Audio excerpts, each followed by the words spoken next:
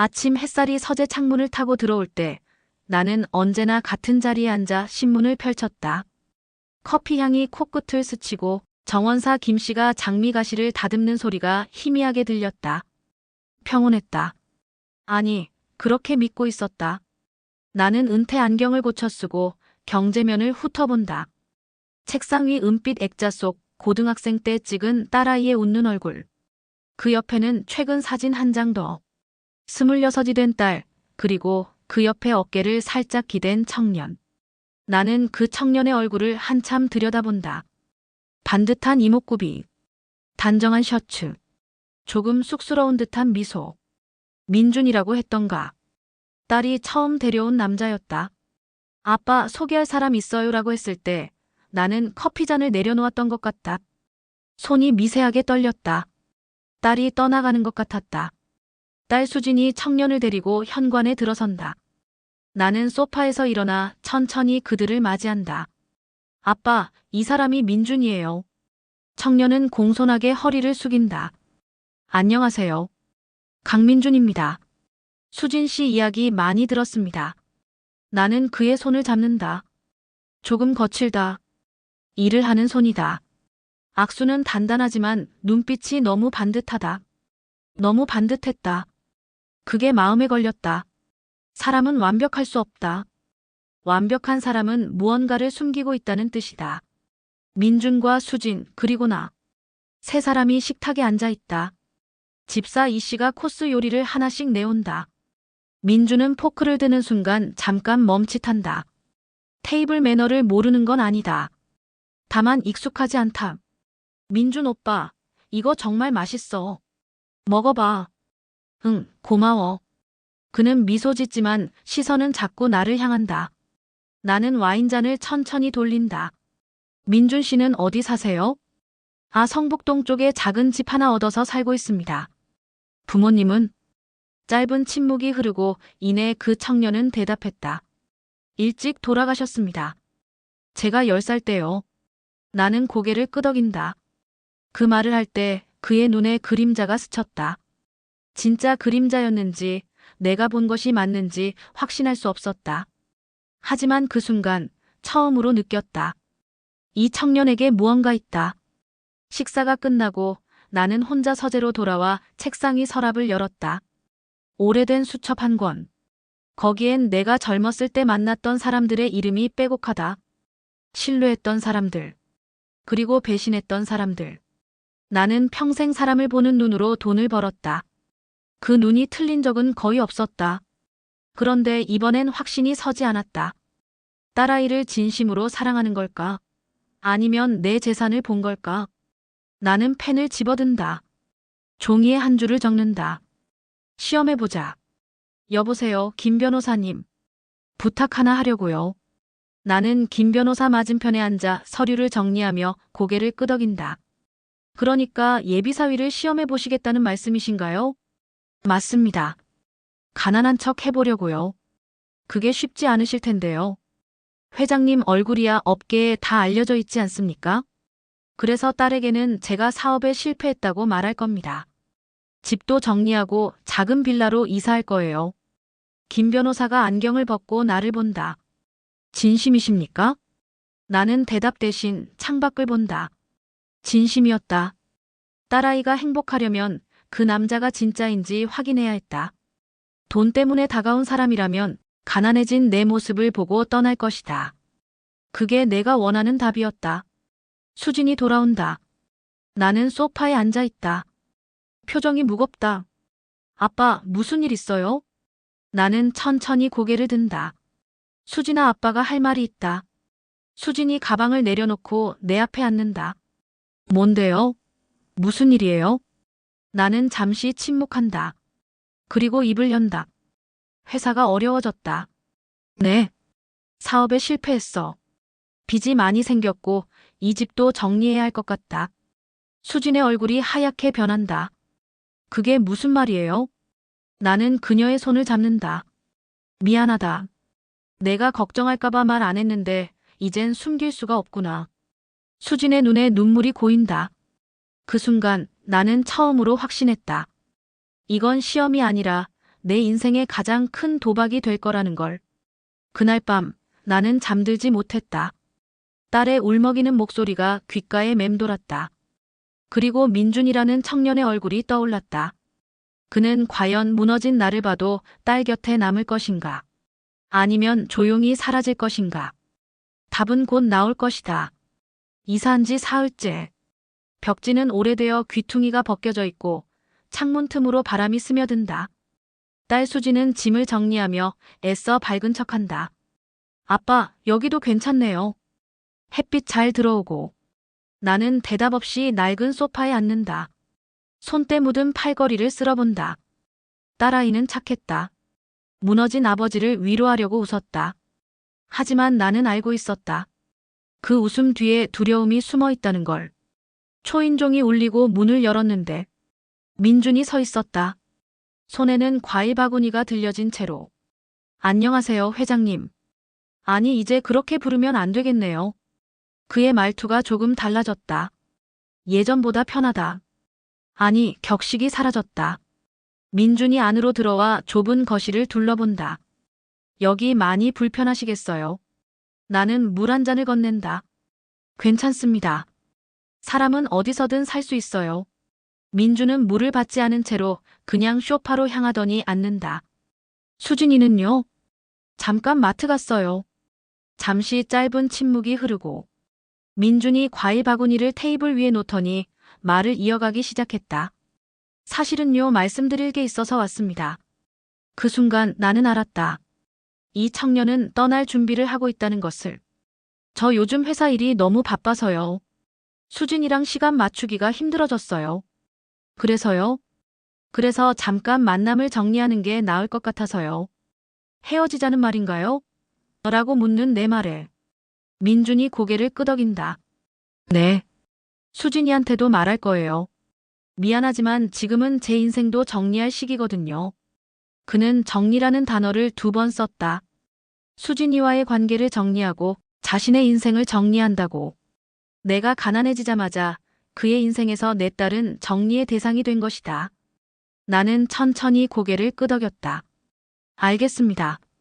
수진이한테는 제가 말할게요. 민주는 죄송하다는 말을 남긴 채 일어서서 현관으로 향했다. 문을 열기 직전 그가 돌아보며 인사를 건넨다.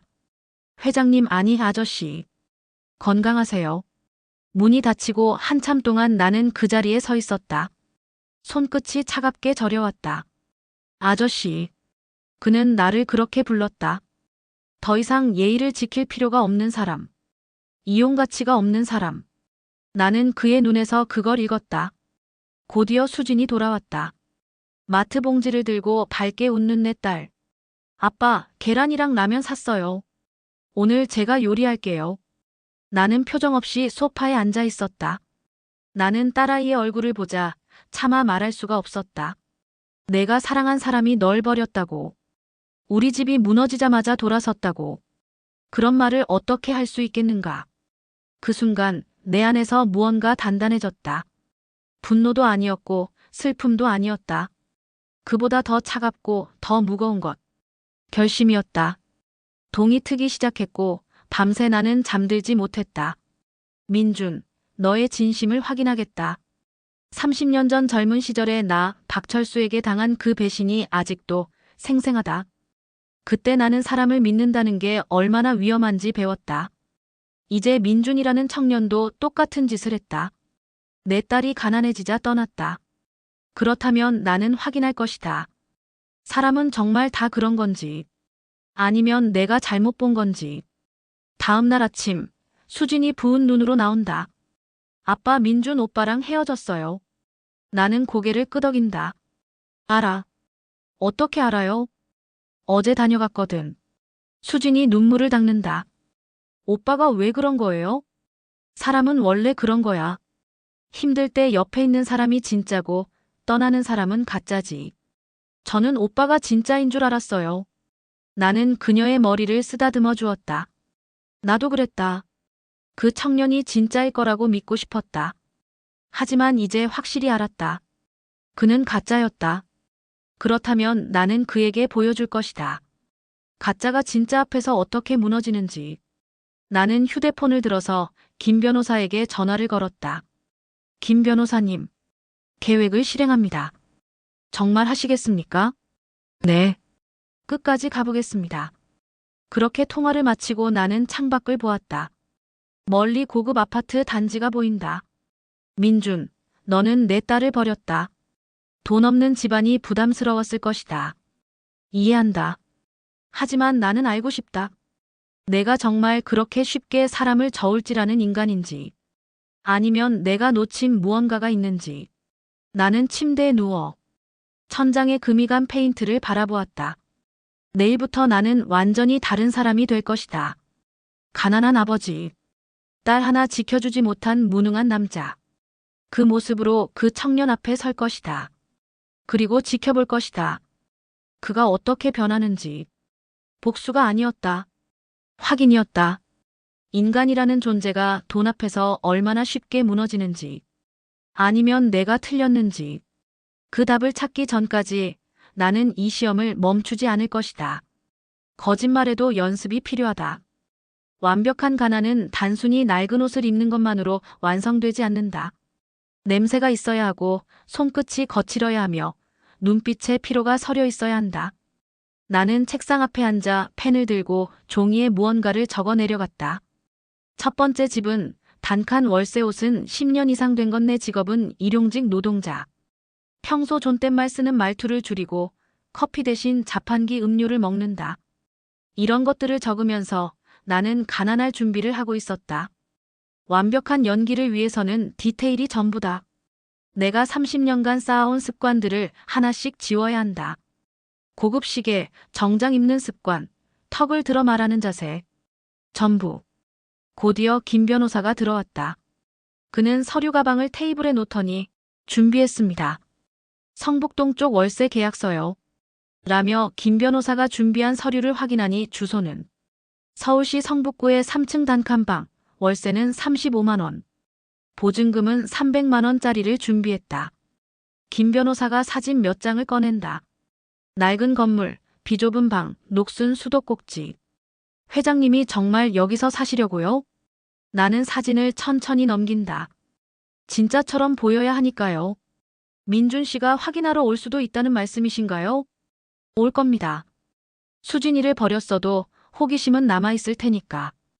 회장님, 혹시 이 시험이 실패하면 어쩌실 겁니까? 실패? 그럼 내 예상이 맞는 거죠. 사람은 돈 앞에서 변한다는 걸 다시 한번 확인하는 거고. 만약 성공하면요? 잠시 침묵이 흘렀고 곧이어 나는 대답했다. 그럼 내가 틀렸다는 뜻이겠죠. 어느 쪽이든 나는 답을 알게 될 것이다. 나는 옷장 앞에 선다. 정장들이 빼곡하게 걸려 있다. 이탈리아제 수트, 영국제 코트, 스위스제 시계들. 나는 맨 끝쪽 구석으로 가서 먼지 쌓인 박스 하나를 꺼냈다. 박스를 열자 오래된 옷들이 나왔다. 20년 전 입던 작업복, 낡은 청바지, 색바랜 셔츠. 나는 그 옷들을 하나씩 꺼냈다. 손끝에 거친 천질감이 느껴진다. 이 옷들은 내가 가난했을 때 입던 것들이다. 고시원에 살 때, 하루 두 끼 먹을 때 박철수에게 배신당한 직후 입었던 옷들. 버리지 못했다. 왜냐하면 이게 진짜 나였으니까. 나는 거울 앞에 서서 낡은 셔츠를 걸쳐보았다. 거울 속 지금 내 모습은 고급 드레스룸에 어울리지 않는 허름한 차림. 그리고 바로 나는 차고로 갔다. 벤츠, BMW, 포르쉐가 나란히 서 있다. 나는 그것들을 지나쳐 맨 끝에 있는 낡은 경차 앞에 섰다. 10년 된 모닝. 먼지 쌓인 보닛. 10년 된 모닝을 끌고 차고를 빠져나왔다. 차는 천천히 움직였고 엔진 소리를 요란스러웠다. 고급 주택가를 벗어나 가로등 희미한 골목으로 들어간다. 거리가 바뀌면서 공기도 달라졌다. 고급 주택가의 조용한 정막 대신 좁은 골목의 소란스러움. 오토바이 소리, 취객의 고함, 길고양이 울음소리. 나는 짐 하나 없이 방 안으로 들어선다. 형광등이 깜빡거린다. 방 안을 둘러보니 이평 남짓. 벽지는 곰팡이가 스럽고 바닥은 삐걱거린다. 창문을 여니 맞은편 건물에서 부부가 싸우는 소리가 들린다. 나는 천천히 방 가운데 앉았다. 차가운 바닥이 엉덩이로 전해지는 듯하다. 30년 만에 돌아온 가난이었다. 낯설지 않았다. 오히려 익숙했다. 이 냄새, 이 좁은 공간, 이 불안정한 느낌. 다 기억났다. 나는 주머니에서 지갑을 꺼내보았다. 10,000원짜리 몇 장. 그리고 휴대폰을 꺼낸다. 최신 스마트폰이 아니다. 10년 된 폴더폰. 전화번호부를 연이 딸 수진의 번호만 저장되어 있었다. 나는 민준의 번호를 손으로 입력해놓고 저장하지 않은 채 화면을 응시했다. 전화를 걸 수는 없다. 아직은. 그가 먼저 움직여야 한다. 수진이를 버린 후에 호기심 혹은 양심의 가책. 무엇이든 그를 이곳으로 이끌 것이다. 창밖이 밝아왔지만 나는 잠들지 못했다. 거울 앞에 서니 낡은 셔츠, 색 바랜 청바지, 해진 운동화. 수염도 하루 이틀 기른 상태의 눈가에는 다크서클을 한 아저씨가 서 있었다. 이제 됐어. 백만장자의 흔적은 어디에도 없다. 이제 나는 가난한 아버지다. 사업에 실패하고 딸 하나 제대로 지키지 못한 무능한 남자. 이 모습으로 민준을 만날 것이다. 그리고 확인할 것이다. 그가 정말 돈 때문에 내 딸을 버린 건지. 초인종이 울린다. 문을 여니 수진이 서 있다. 손에 도시락 하나. 수진이 방 안을 둘러보더니 이내 표정이 어둡게 변했다. 그러더니 조심스럽게 입을 열었다. 민준 오빠 한 번만 더 만나보면 안 될까요? 왜? 오빠가 왜 그랬는지 듣고 싶어요. 진짜 이유를. 그래, 만나봐. 정말요? 응. 내 마음이 정리되어야지. 좋아. 수진아, 내가 그를 다시 만나는 게 계획의 시작이다. 내가 그에게 우리 집 주소를 알려주면 그는 올 것이다. 호기심이든 죄책감이든 혹은 다른 이유든. 그리고 나는 그 이유를 알아낼 것이다. 나는 창가에 앉아 거리를 내려다보았다. 좁은 골목 오가는 사람들, 자전거 타고 가는 학생. 손에 낡은 지갑, 10,000원짜리 지폐 5장. 나는 그것을 천천히 세어본다. 50,000원. 백만장자였던 내가 이제 손에 쥔 돈은 이게 전부다. 적어도 겉으로는. 이 돈으로 버스를 타고 김밥을 사 먹고 하루하루를 견딜 것이다. 그리고 기다릴 것이다. 민준, 이제 내 차례야. 가면을 쓰는 건 어렵지 않았다. 어려운 건 그것을 벗을 때를 결정하는 것이다. 언제 진실을 드러낼 것인가. 그 순간을 위해 나는 철저히 가난해질 것이다. 완벽한 계획에는 항상 변수가 있다. 사람이 예상대로 움직이지 않을 때 그 변수는 균열이 된다. 나는 낡은 점퍼를 입고 시장 골목을 걸었다. 손에 든 비닐봉지, 김밥 한 줄, 바나나 우유 하나. 좁은 골목길에 퍼지는 생선 굽는 냄새, 떡볶이 튀기는 소리. 그때 내 앞에서 누군가 걸어온다. 나는 고개를 숙이고 그냥 스치듯 지나가려는 순간 어딘가 익숙한 목소리의 남가자 나를 불러 세운다. 회장님. 나는 멈춰 천천히 고개를 들고 옆에 서 있는 남자를 바라봤다. 40대 중반의 작업복 차림, 그리고 거친 손. 바로 강 팀장이었다. 예전 내 공장에서 일했던 사람. 난 속으로 생각했다. 망했다. 강 팀장이 나를 위아래로 훑어보고는 이내 표정이 굳었다. 회장님 맞으시죠? 잘못 보신 것 같은데요. 돌아서려는데 강 팀장이 내 팔을 잡는다. 아니에요. 목소리도 똑같으시고 회장님, 무슨 일 있으세요? 나는 그의 손을 천천히 떼어낸다. 지금 회장 아닙니다. 네. 사업 망했어요. 이제 그냥 백수예요. 강 팀장의 눈이 커진다. 그게 무슨 말씀이세요? 그들은 그대로예요. 회사 정리했고 지금은 이렇게 삽니다.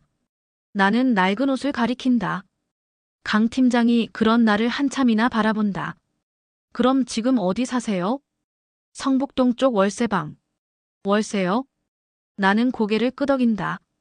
거짓말은 자연스러워야 한다. 망설이면 들킨다. 나는 그의 눈을 똑바로 보며 말했다. 강 팀장이 한숨을 쉰다. 회장님, 저 공장에서 해고당한 거 회장님 잘못 아니었어요.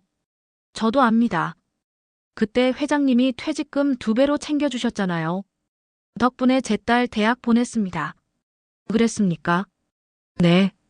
그래서 제가 항상 고마워했어요. 그가 주머니를 뒤지더니 낡은 지갑을 꺼내 10,000원짜리 몇 장을 꺼내 내 손에 쥐어준다. 이거라도 받으세요. 아니, 괜찮습니다. 회장님, 저한테 은혜 받은 사람이에요. 이 정도는 제가 해야죠. 그의 눈을 보니 진심이 담겨 있었다.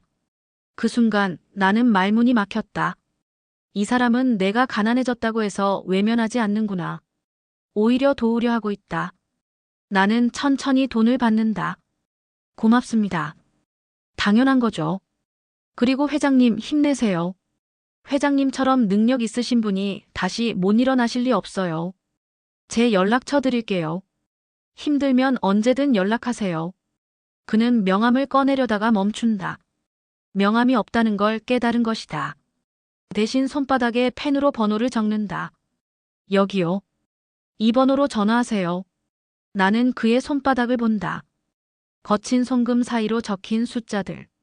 강 팀장은 골목 저편으로 사라져갔다. 나는 손에 쥔 돈을 보았다. 10,000원짜리 3장. 이건 예상하지 못한 일이었다. 내가 가난해졌다고 알렸을 때 그는 나를 동정하거나 무시하지 않았다. 오히려 도왔다. 박철수와는 달랐다. 나는 방 안에 앉아 손에 든 10,000원짜리 3장을 뚫어져라 응시했다. 그날 밤 나는 계획에 균열이 생긴 걸 느꼈다. 강 팀장이라는 변수. 그는 내가 예상한 사람이 아니었다. 휴대폰이 울린다. 수진이었다. 응, 수진아, 왜? 아빠, 민준 오빠 만났어요. 오빠가 우리 집 주소 물어봤어요. 뭐라고 했어? 알려줬어요. 아빠 괜찮으시죠? 응, 괜찮아. 오빠가 내일 아빠 찾아뵙고 싶대요. 알았어. 전화를 끊고 한숨을 들이마셨다. 드디어 왔다. 민준이 움직인다. 이제 진짜 시험이 시작된다. 다음 날 초인종이 울리고 문을 여니 민준이 서 있었다. 손에 쇼핑백 하나. 안녕하세요.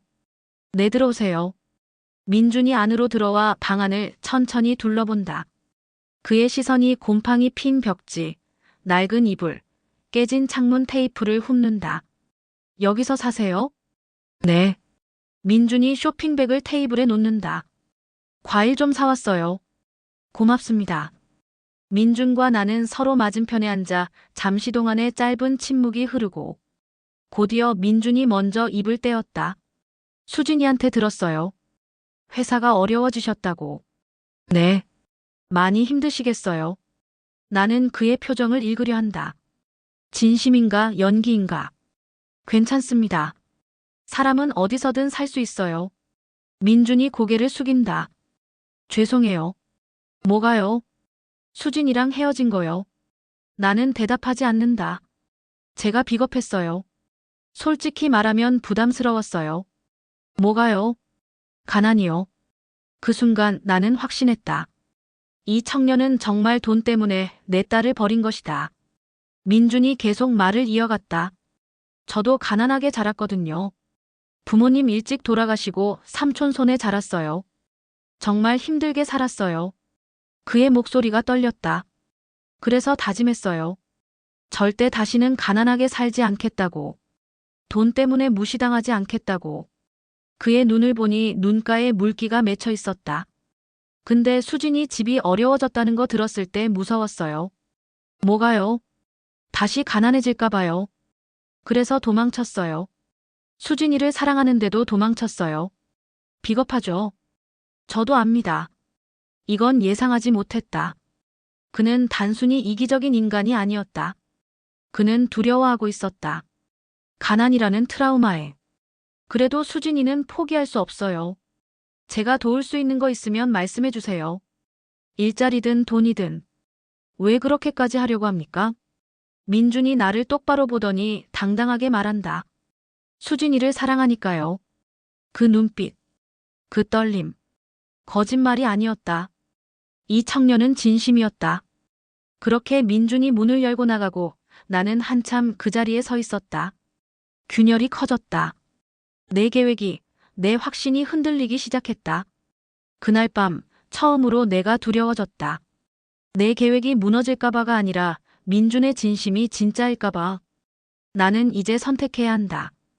이 시험을 계속할 것인가 아니면 멈출 것인가.